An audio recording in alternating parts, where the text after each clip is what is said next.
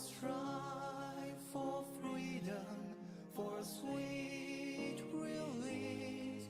In me all craving cease, and so I'm here to share all that I know. The Dharma in us grows.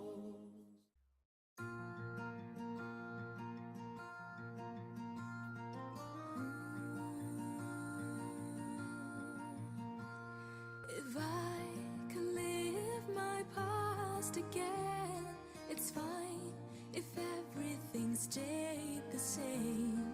I'll greet each moment equanimously and experience the joy of peace. And if I knew what the future will bring, still I don't have to change anything. I'll greet this future equanimously and experience the joy of peace. Now there's nothing to do, stay with the two. There's nowhere to go, stay with the flow equanimously. This is the joy of peace.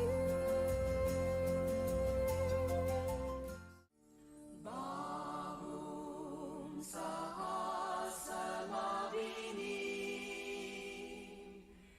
Metta sayudantang Diri mekalang udita gora Sasena marang Dana di dhamma vidina Jita pangulindo Tangte jasa babatute Jaya Mangalani.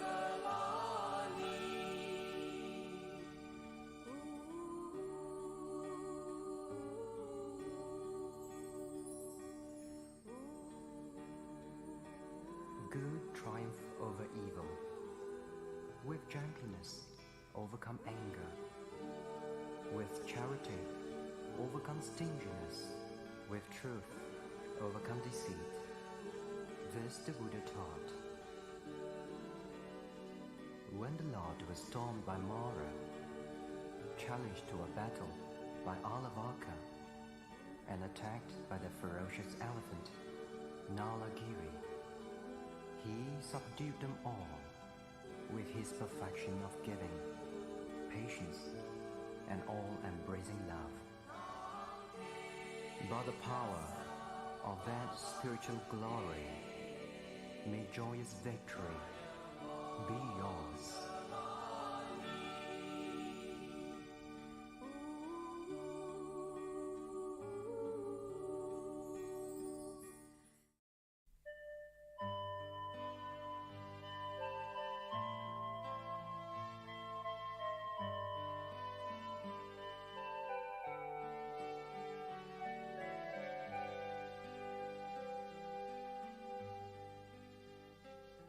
With reverent hearts we bow before the Master's holy shrine.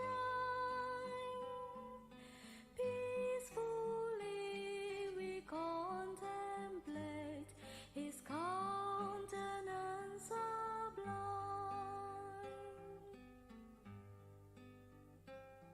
His sacred precepts we accept to guide us day by day.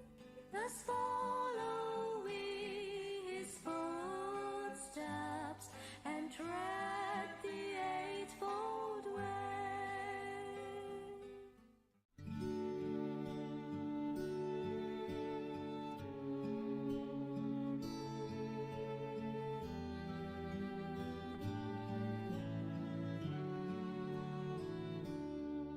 There's a tree with heart-shaped leaves, swing gently, softly in the breeze. In this peace, the Buddha found release there beneath the Bodhi tree. And beneath its cozy shade, I will fold my feet and meditate. May I be at ease and unafraid underneath the Bodhi tree. And like the Bodhi tree, I'm strong, free from danger all day long. And like the Bodhi tree, I'll climb for Nirvana's precious bliss sublime.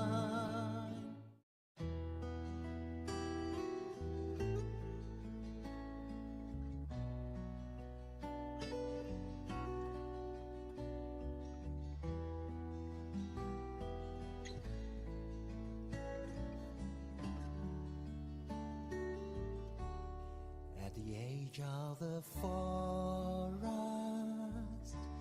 where the spring water flows, in search of nirvana, that is where I would go,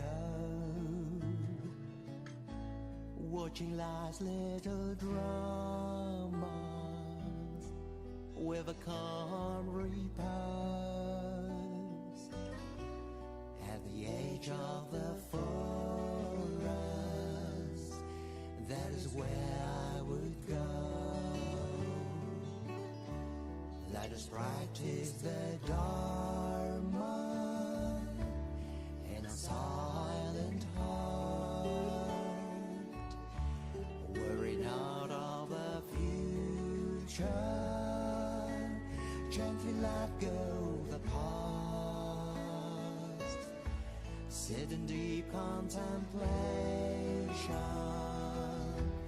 in one-pointedness, and in that soft moment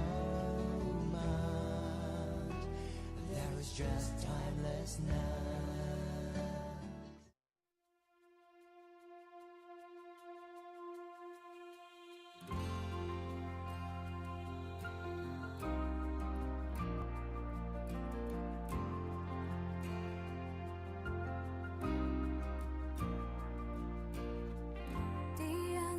Isn't out there, it's not in the past or days to come. Ooh, disappear into the flow. Ooh, disappear and watch it go.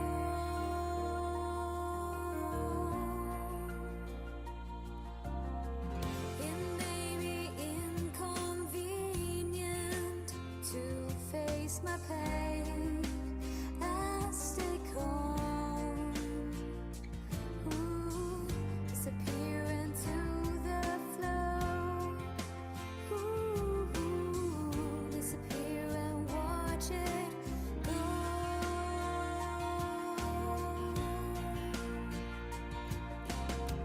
Feel pain, it changes slowly, my mind is kind.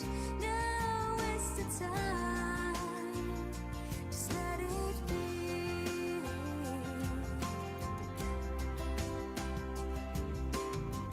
Feel the joy and jump so gently. My mind is kind. Now is the time. Just let it be.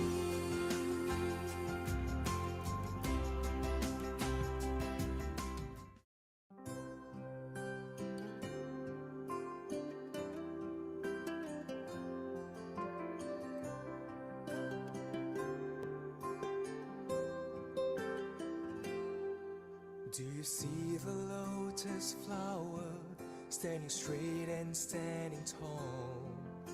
Its vibrant colors reaching out to us. As the rain heals with its showers and the sunshine sheds its warmth, the earth provides clean energy with love. But one day the flower will fall towards the ground and fade away, and so will our human body when it's reached its final day.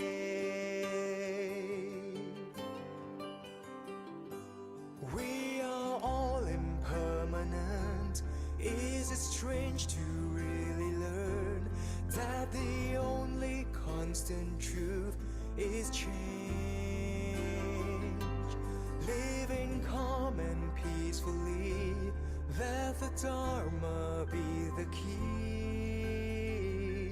till we see Nirvana's day,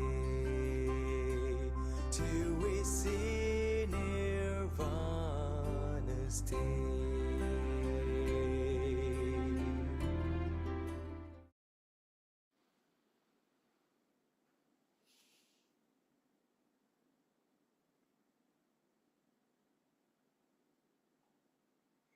Hello everyone, and welcome to CyberSpace Metta Meditation, hosted by BGF. Tonight, I would like to share with you some research that shows that meditation can indeed transform the brain. And studies have found that the cultivation of meditation changes the brain regions that makes a person feel less stressed and have more inner peace. And that is the reason why meditation is so effective in decreasing stress. It is also because the areas of the brain that is associated with stress gets reduced, while the other areas associated with emotional regulation and empathy becomes more pronounced. All right.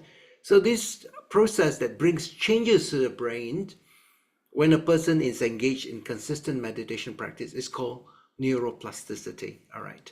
Now let us break down the term neuroplasticity and see what it means. Neuro refers to the nervous system, which includes the brain, the spinal cord, and all the nerves that send and receive information to and from the brain. So the nervous system is really a complex network of nerves and cells that carry messages to and from the brain and spinal cord to various parts of the body. So they're almost like a trunk line, or these days in the they would make use of fiber optics. All right, so it's like a fiber optics that links up to different parts of our body, our brain and the body. So when we see colors, when you smell a flower, when you taste food, or you move your body to do some yoga exercises, you feel pain in your knees, etc. All these are transmitted by your nervous system, and this is referred to as neuro. When a person has issues with the brain, with the spinal cord, or the peripheral nerves, he goes to a doctor specializing in neurology. Neurologists will provide the diagnosis and treatment of all the disorders of the nervous system. So the first word is neuro. The second word is plasticity. Plasticity comes from the Greek word. It means moldable. So neuroplasticity means that the brain is moldable.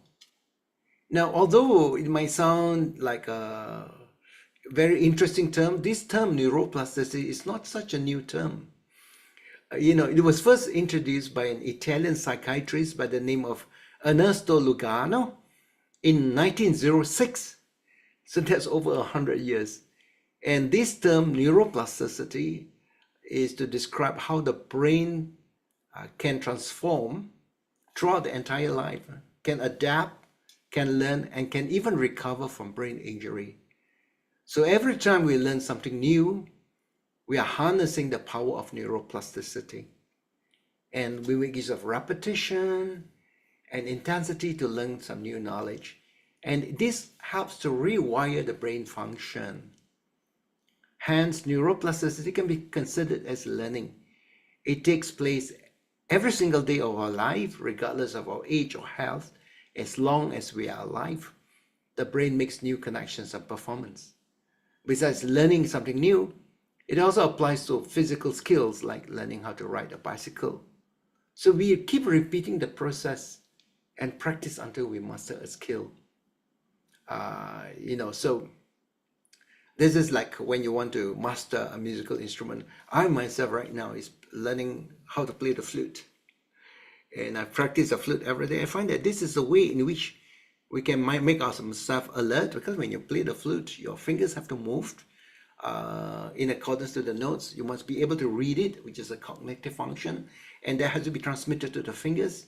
And you have got to make sure that you produce good notes, good tones, and you're really on the beat. So it really helps you to master, to help you develop certain parts of the brain. And this is really important for people who are getting older.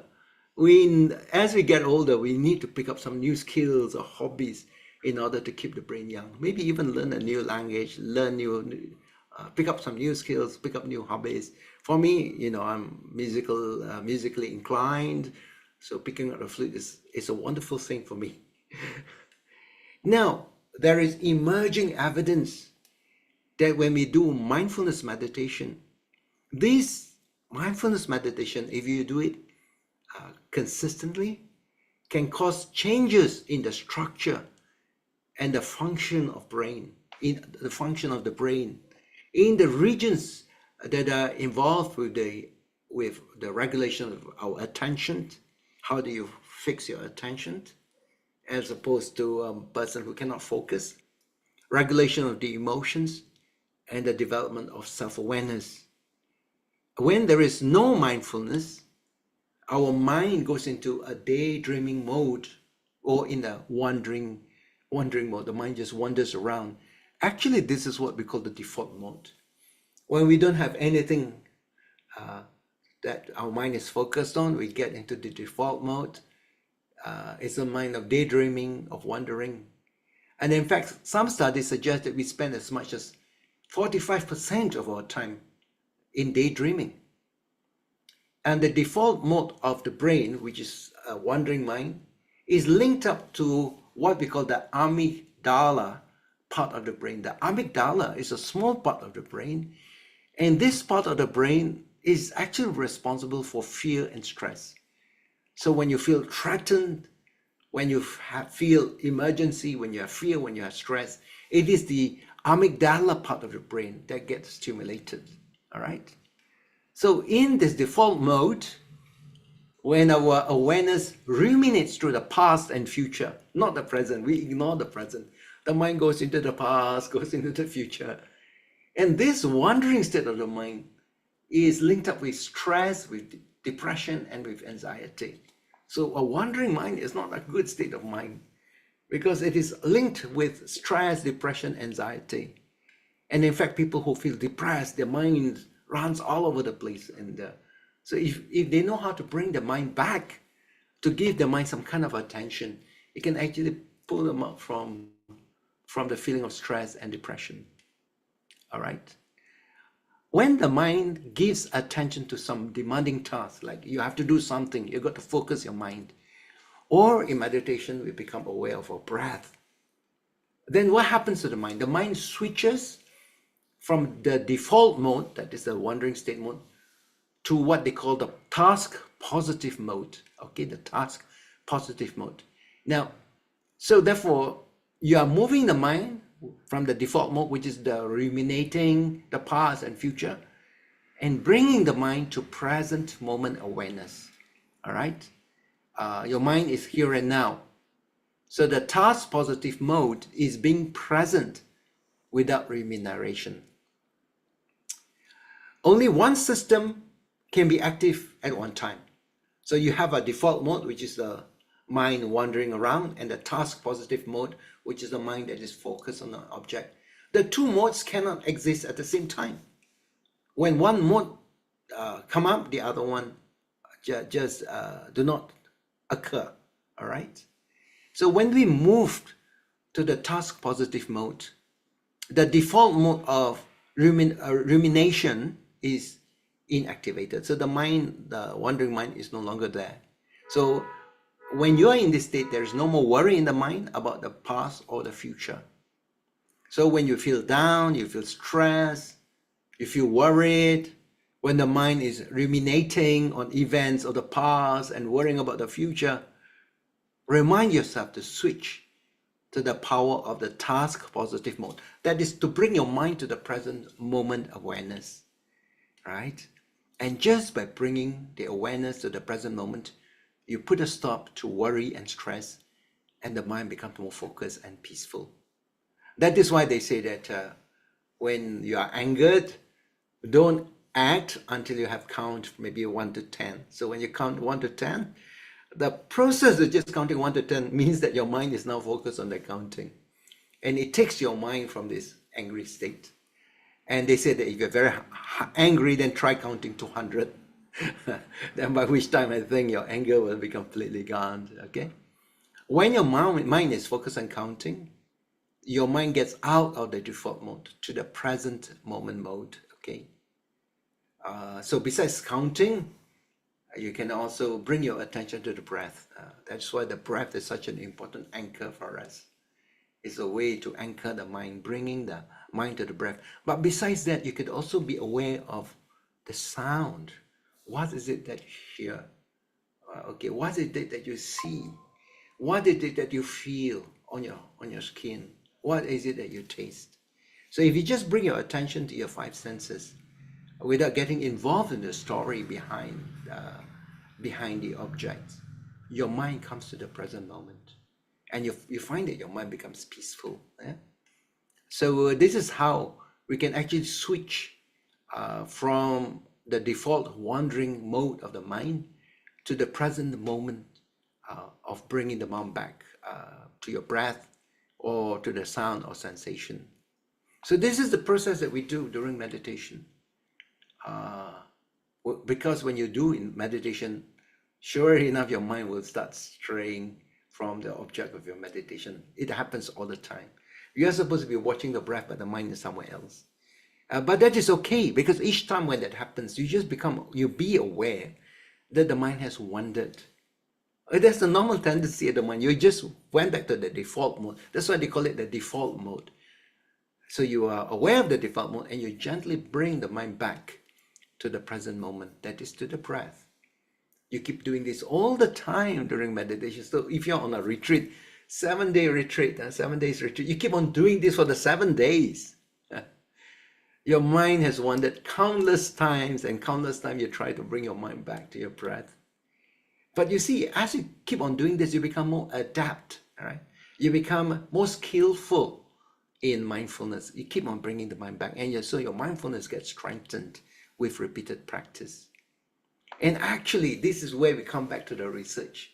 Research and studies have found, when they examine the brains of experienced meditators, they find that the amygdala in the brain that is linked up with stress, with fear, is actually much smaller in the brains of experienced meditators. So what happens is when you do meditate, the mind becomes relaxed, the mind gets in the present moment, the amygdala actually becomes smaller.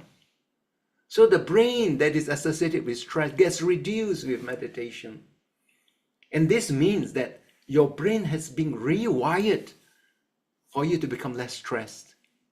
In other words, when stress and strain arises in your daily life, you react to them differently, not the normal reactive mode that people would do, because you become more peaceful, you become more balanced. So this is how, through meditation, it helps to rewire your brain so that you actually become less stressed and you become happier and more relaxed.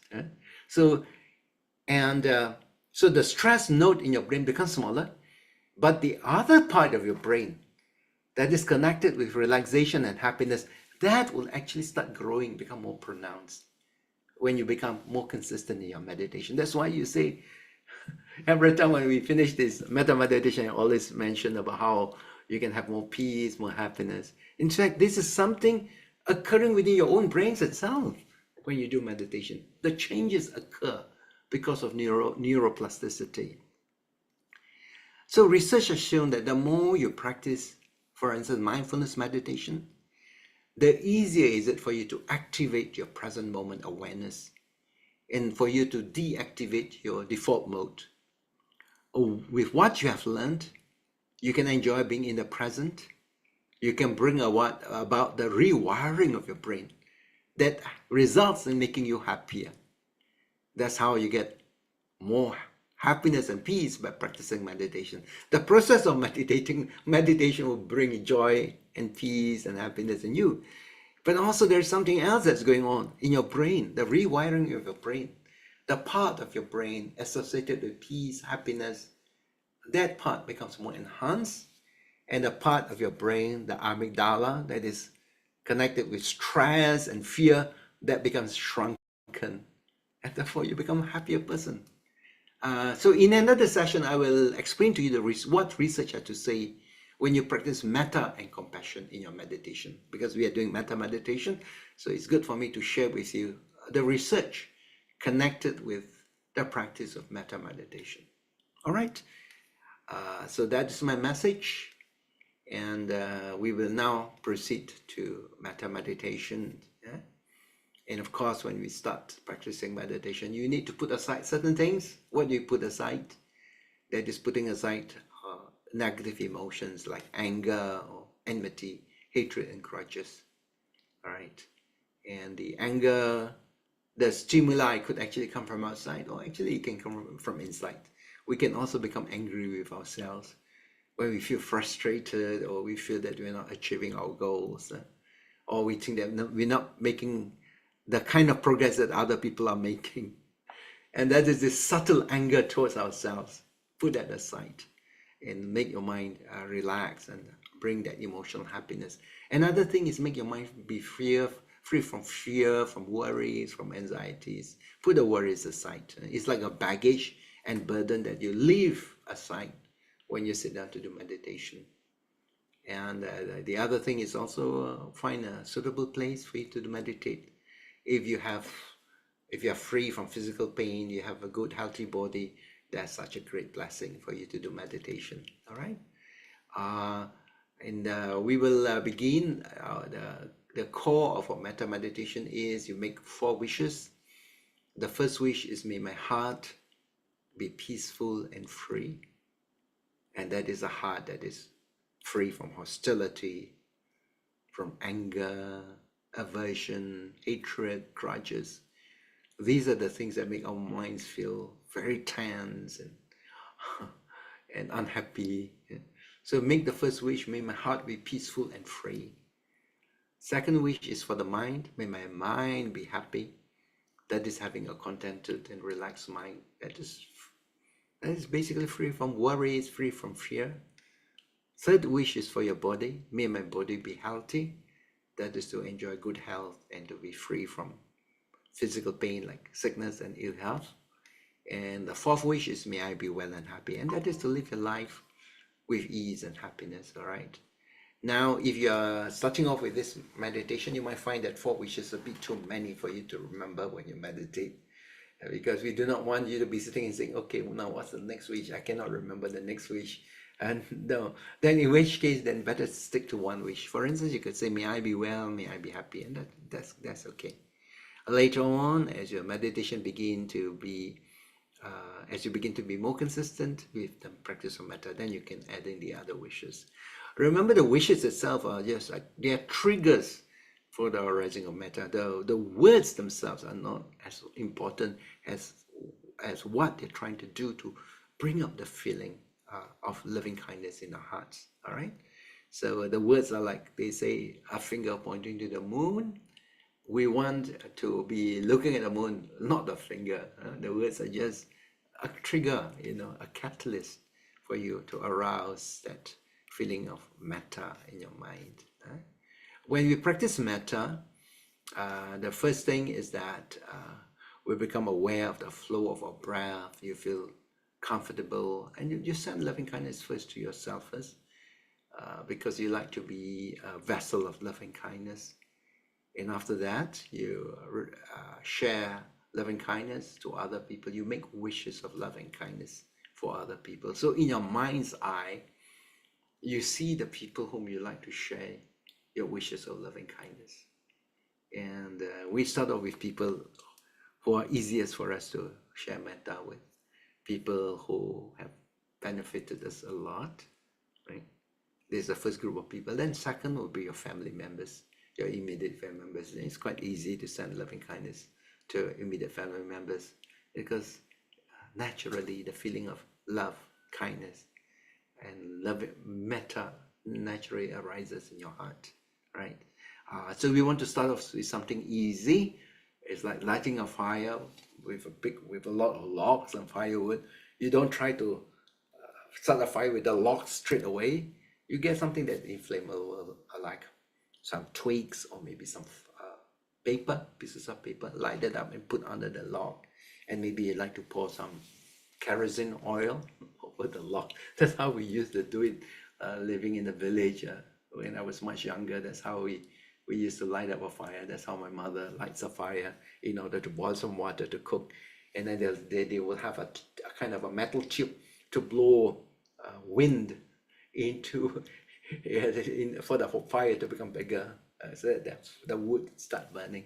So that's how we do metta. We begin with something easy, people who are easy, but later on when your metta begin to get momentum, then it's much easier for you to share love kindness with other beings. And the ideal is for us to be able to send loving kindness to all beings without exception, without barriers. All living beings will that you send loving kindness to all of them without distinction. So that is the ideal. But we are starting off with something easy, and later on, as your metta begin to develop, then you might be able to achieve that ideal. In order to practice our metta meditation, we go through a couple of steps, step by step, in order to provide the conditions for your arising of metta. And the first practice is what we call inner smile.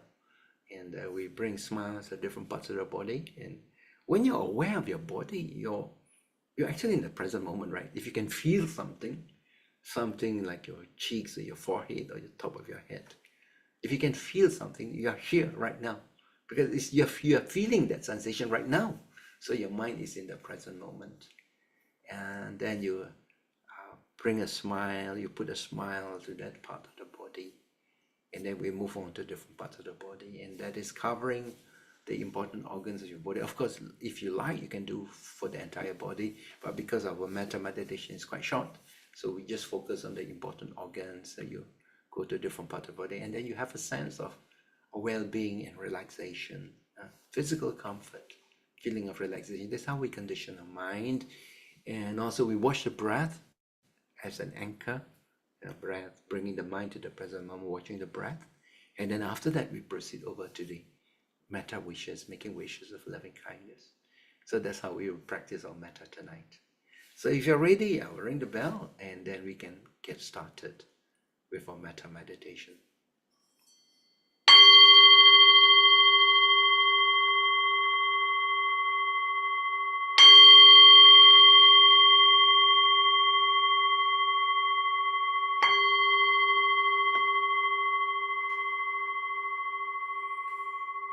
So we will proceed with the practice of the inner smile. So first of all, just close your eyes and take some deep breath and calm yourself as you breathe in deeply, relaxing yourself, having a sense of well-being and contentment.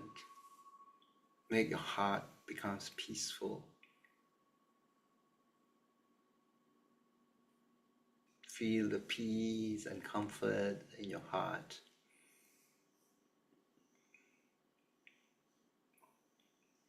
Now bring up a smile. A smile is connected with peace, with happiness, with friendliness, with relaxation.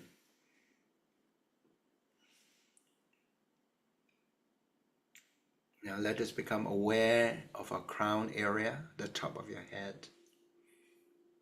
If you can feel some sensations on your scalp area, right at the top of your head. See whether you can feel something. And at the crown area, put in a smile. Put a smile.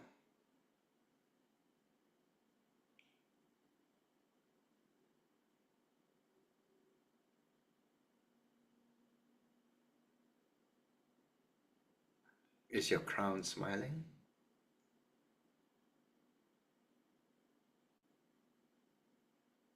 And now to your forehead.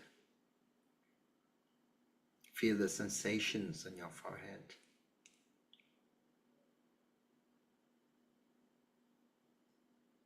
Put a smile on your forehead.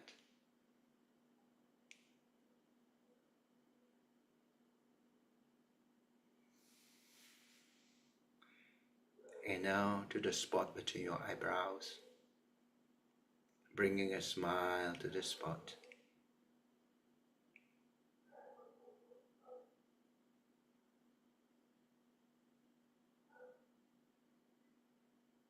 And being aware of your eyes, putting smiles in your eyes.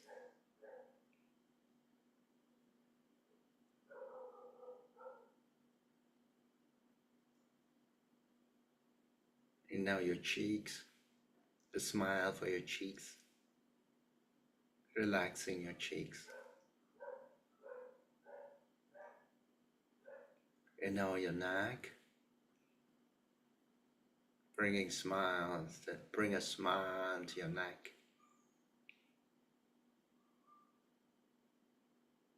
At the base of your neck is the thyroid gland. Smile at your thyroid gland, blessing your thyroid gland, then make it be well.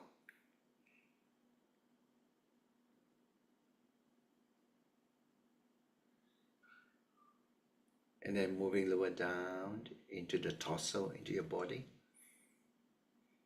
Let's now go to the heart area, the seat of your emotions. Can you open up your heart? Open up your heart with love and kindness, putting a smile in your heart.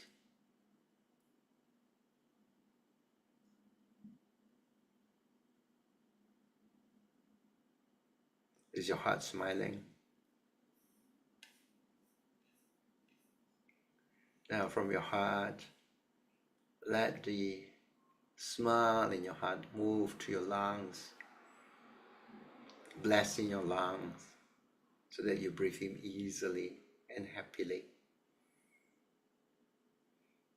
Gratitude to your heart and lungs for keeping you alive from day to day, from moment to moment. Thank you, heart. Thank you, lungs. Smile. Give a smile. Smiling heart. A smile for your lungs.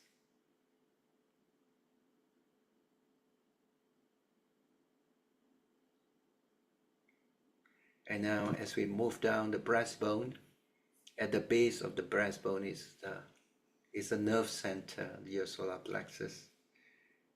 Your solar plexus is like your second heart. It experiences, it reacts to negative emotions, fear, jealousy, anger, uncertainty. This is the part that tightens up. And sometimes the situation is so bad that it will later cause cramps in your stomach, solar plexus. So just relaxing the solar plexus, putting a smile in your solar plexus so that the solar plexus relaxes. Have good emotions instead of negative emotions, now positive emotions. And feeling of courage, of confidence. A smile for your solar plexus.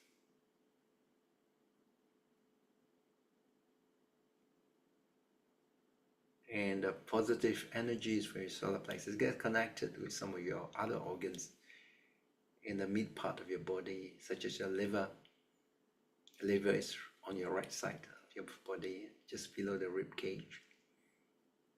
Put a smile for your liver, blessing your liver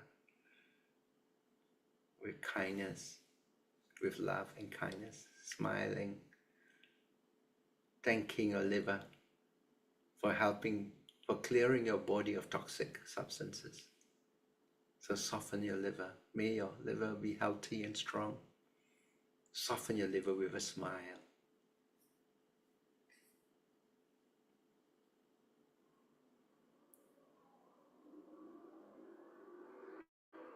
Is your liver happy now?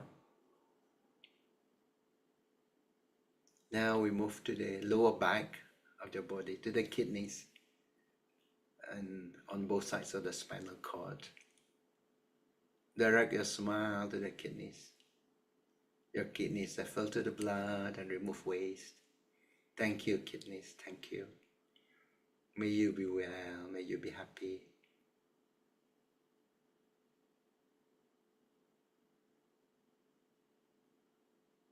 Are your kidneys smiling?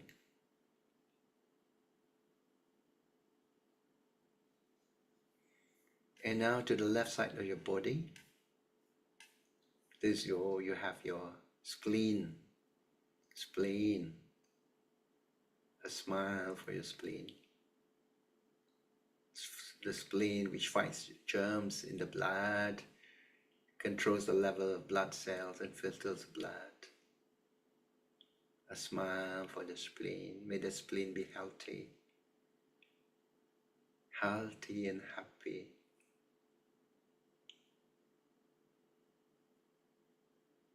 Below the spleen is the pancreas, and the pancreas rests at the side of the stomach. It helps you to make use of the sugar from your food and transform that to energy. Smile at your pancreas. Thank you, pancreas, for your work to keep me well. May you function smoothly.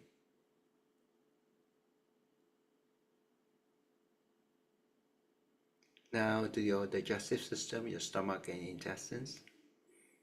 They work with the other organs to digest your food, to absorb the nutrition for your body.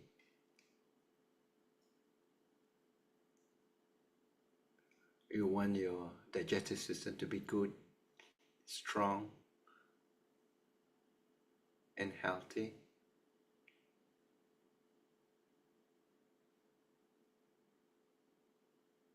And now your urinary system, smiling energy into your urinary tract, your bladder, and also for the males, putting a smile at your pituitary gland, the females, the ovaries and uterus.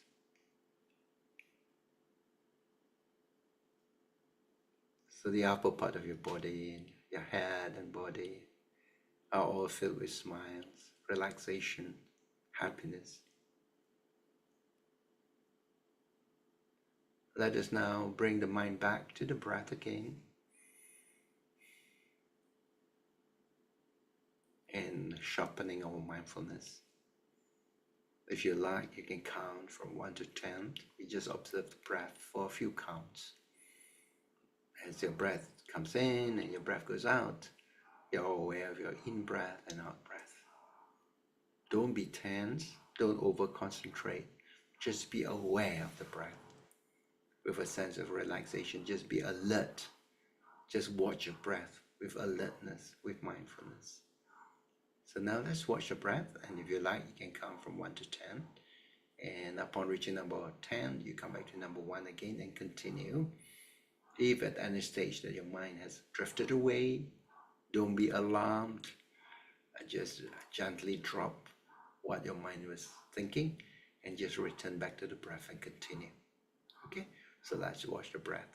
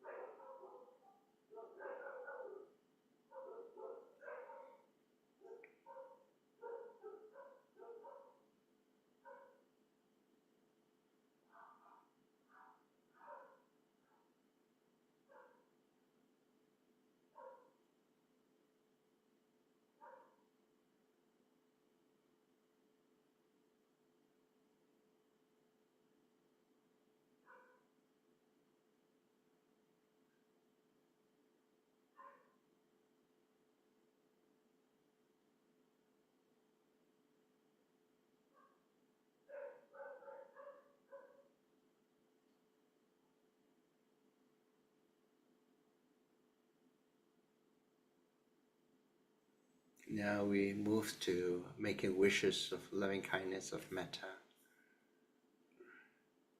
When you make these wishes, embrace yourself with loving kindness. Whisper to yourself the wishes and feel the loving wishes inside. You say, may my heart be peaceful and free. May my heart be peaceful and free. There is a smile in your heart as you make this wish. May my heart be peaceful and free.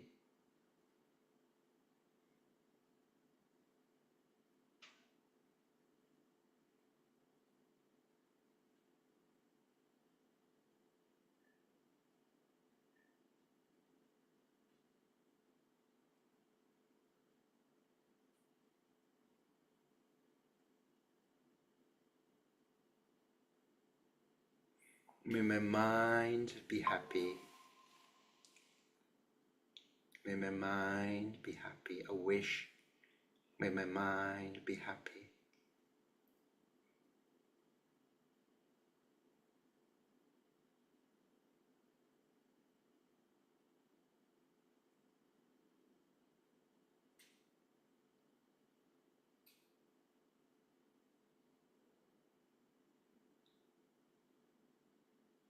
May my body be healthy. May my body be healthy. It's a reasonable wish of good health, enjoying good health. May my body be healthy.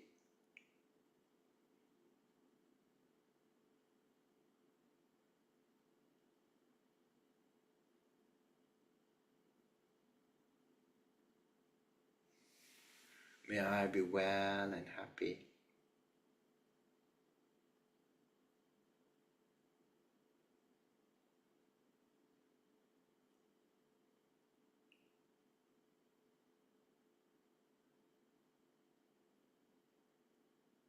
May my heart be peaceful and free.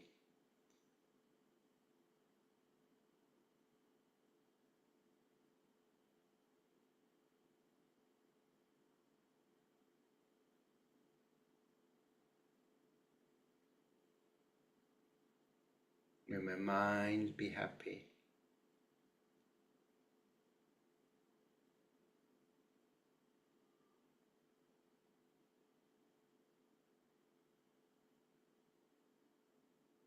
May my body be healthy.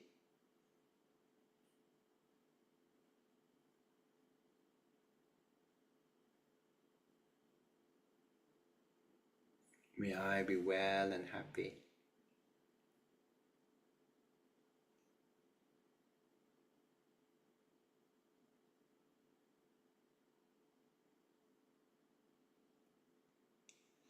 Now let us send our thoughts of loving kindness to the first group of people whom we have derived a lot of benefits.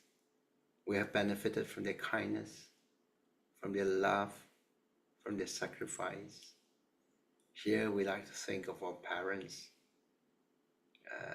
your grandparents, your teachers, your mentors, people who have given you so much, and they ask nothing, they don't ask anything back in return. So just think of their qualities, think of their kindness as you open up your heart and make the wishes of love and kindness to them. If you're sending loving kindness to your mother, just think about, oh, how much your mother has given to you. Her care, her concern, her love, her kindness. And so you imagine that your mother is seated in front of you and she's in a happy mood. And you make a wish, Mother, may your heart be peaceful and free. May your mind be happy. May your body be healthy. May you be well and happy. And as you send these wishes of loving kindness, You think that almost your mother is feeling happy in return. She's feeling so much happiness because of because of your sharing of loving kindness with her. In the same manner, you would send loving kindness to your father, who have worked so hard and sacrificed for the family, putting food on the table, providing shelter, and being able to sacrifice and being able to provide you with things in your life and enable to make you into what you are right now. You cannot actually repay the kindness of your father and mother. So as you think about your father, send the wishes of love and kindness. You could say, Father, may your heart be peaceful and free. May your mind be happy. May your body be healthy. May you be well and happy wherever you are, Father. Sending the loving kindness to your grandparents. They could have possibly be, they must have passed away, yeah. Especially if they're no longer here, but wherever they are, you think of their kindness and just make wishes of love and kindness wherever they are. And also your teachers who give you so much knowledge and guidance. The knowledge that you have, so much of this knowledge that come from your teachers, especially during the foundation years, thanking your teachers, and especially your Dharma teachers. So let us send our thoughts of loving kindness, our wishes of loving kindness to this first group of people.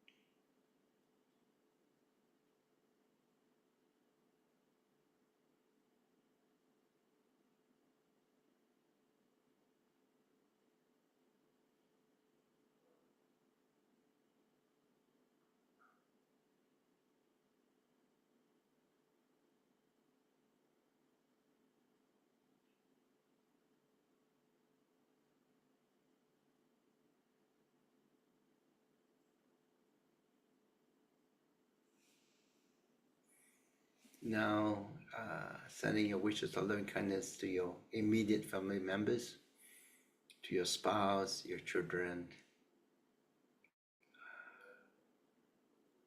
If you don't have an immediate family of your own, then you can send loving kindness to your siblings, right? And maybe if they have children, to your nephews and nieces. Think about them either in groups or one by one as you make these wishes of loving kindness, wishing them happiness and good health.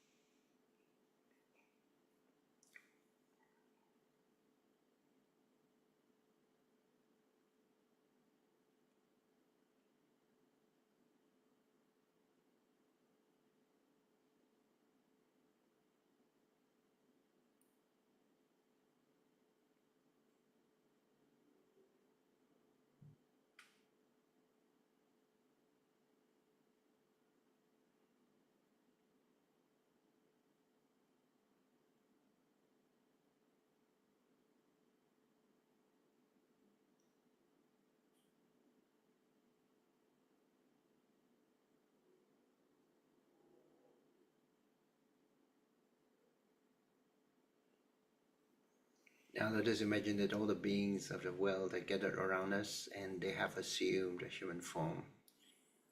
Let us send our wishes of loving kindness to all the beings in the forward direction.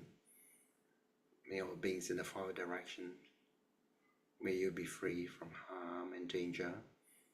May your heart be peaceful and free. May you be well and happy. And beings in the right outward direction, sending your loving thoughts to them.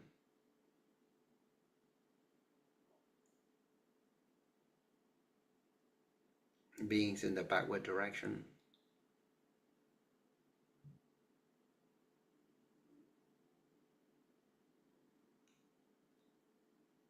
beings in the leftward direction,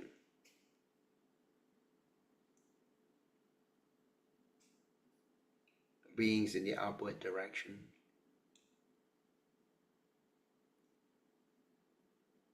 beings in the downward direction, sending loving kindness to beings in all the different directions.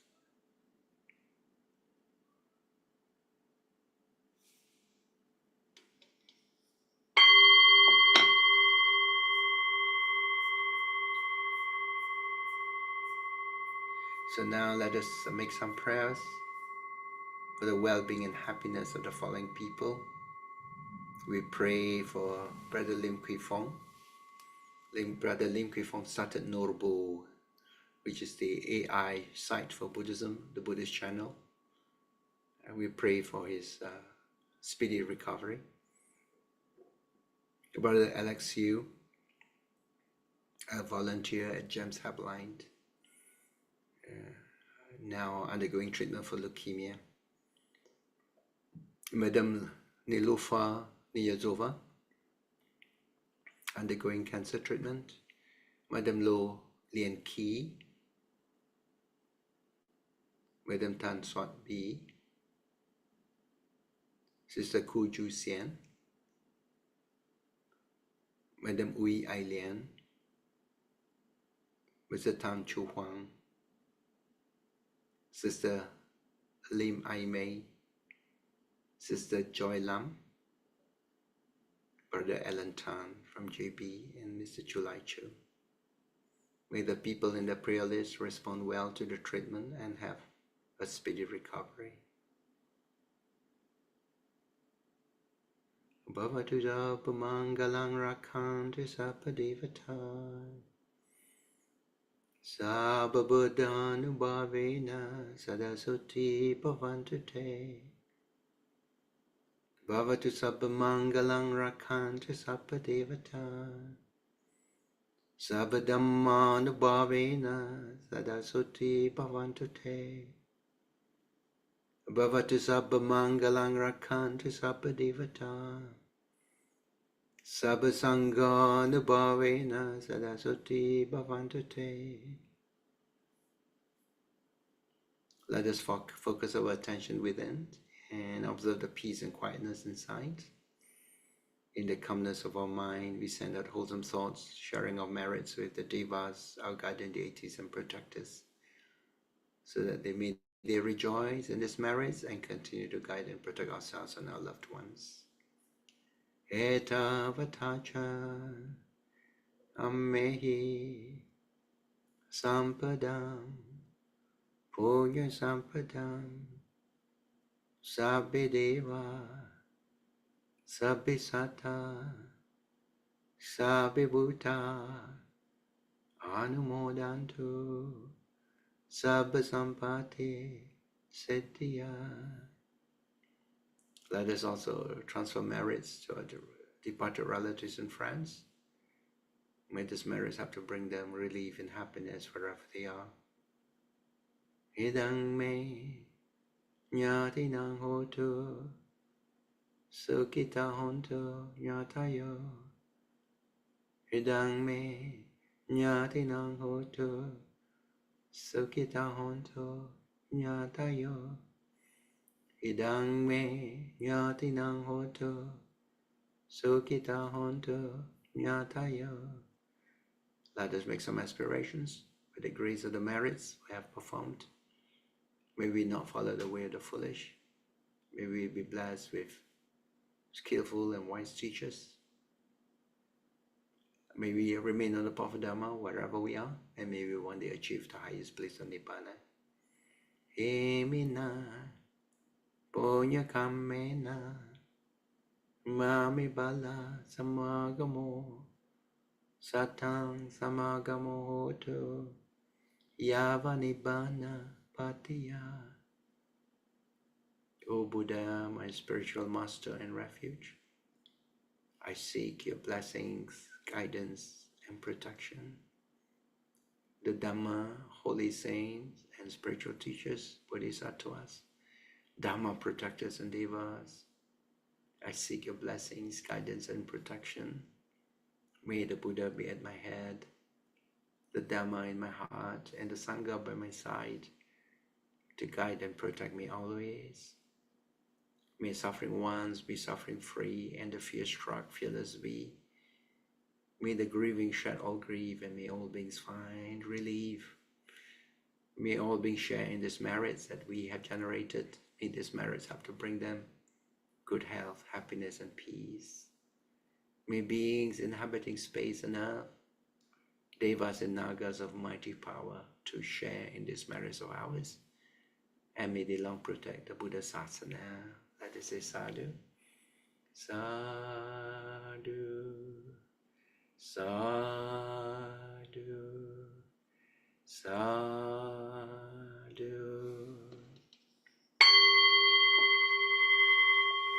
And now some announcements. We invite you to support the publication of Bhante S. Dhammika's new book, Begging Bowl and Banquet. And this is an insightful work that explores the richness of Buddhist culture and practice, offering fresh perspective rooted in wisdom and compassion. Your generous donation will certainly help to bring this meaningful book into realization. Next, Dharma talk and discussions with Venerable Jyotika on 26th of June, which is tomorrow, between 11:30 a.m. to 2:30 p.m. at the BJF Center. Venerable Jyotika was a life member, and she has renounced to become a nun at the Dhammasara Nuns Monastery in Western Australia since 2014. She is under the guidance of Ajahn Hasapanya, who is also a Malaysian from Ipoh, who is now the abbess at the Dhammasara Nuns Monastery. And then we have guided meditation with Brother Tan Sang Chai on Wednesday, the 2nd of July. This is at 10:15 to 11:15. Brother Sang Chai is a seasoned Dhamma practitioner and a meditation guide. So if you're a beginner or you're seeking to deepen your practice, this session will offer the opportunity for you to cultivate mindfulness, inner peace, and insight. And then we have the chanting of INA, invocation and aspirations. That is chanting the 28 Buddha Paritas in conjunction with the Asalha Day. Asalha Day, or the Dhamma Day, commemorates the Buddha's teaching of the first sermon to the 5 monks in the Deer Park in Saranath. Although Asalha falls on a full moon day, that is on the 10th of July, in order to make it convenient for people, our chanting session will be held on Sunday, 13th of July, 3 days later. This will be held at 2:30 p.m., 3rd floor, BJF. And for those who want to learn about the Tibetan healing, we have a very special program. This is a 3-day retreat from Friday, 15th of August to Sunday, 17th of August. It's a day retreat from 7:30 a.m. to 5:30 p.m. This is held at BJF Center. It's not easy to get teachers who are so distinguished. It's Venerable Dr. Geshe Jimmy Raptan. So Venerable Dr. Geshe Jigme Raptan obtained his Tibetan medicine practitioner qualifications. So he's properly trained in Tibetan medicine. And on top of that, he also obtained the monastic Geshe degree, which is equivalent to a PhD, from the Drukpong Losel Ling Monastery in South India.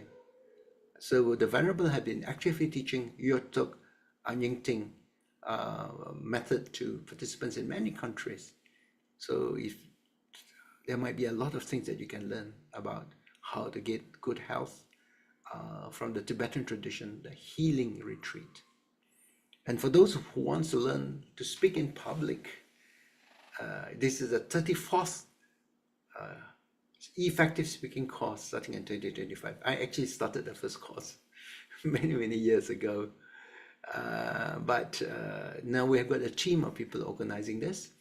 The course will start on the 23rd of August and ends on the 18th of October. This is to improve your skill as a communicator, especially learning how to speak in public. All right. The course started in 1986 and we've been running it annually, except for the break during COVID. So now we are restarting the program again. We're taking about 25 participants so that we can give attention to each of the participants. Many people who have gone through this course have now used it actually for their career. Now for the regular activities, we have food offerings at the GEM's Relic Stupa. If you wanted to offer food, please contact our office administrator, Brother Richard. Guided group meditation, this is held every Sunday, 2 to 4. And this is led by Brother Lai Kim Lui and Brother Bun. And GEM Dharma e-learning course, courses that are still running now will be lessons and values from the doctrine of karma. T Sarana, taking a refuge in the Triple Gem. This is held on Sunday, face-to-face, 2:30 to 4:30 p.m. And we also have a Buddhist pilgrimage series for us to introduce the 4 holy places and 4 places of miracles. This is, if you have not gone for a pilgrimage, then attend a course like this. Yeah.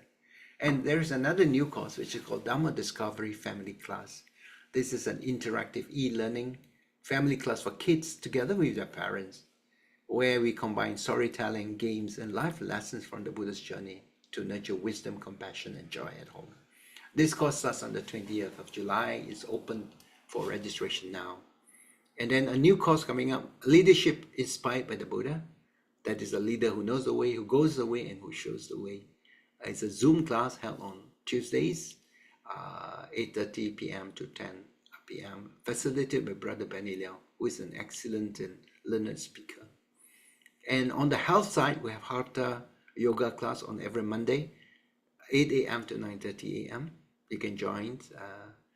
We are looking at a maximum of 18 packs. And GEM Yoga Stick Alignment, led by Sister Grace Lee, every Tuesday, 8 to 9:30 a.m.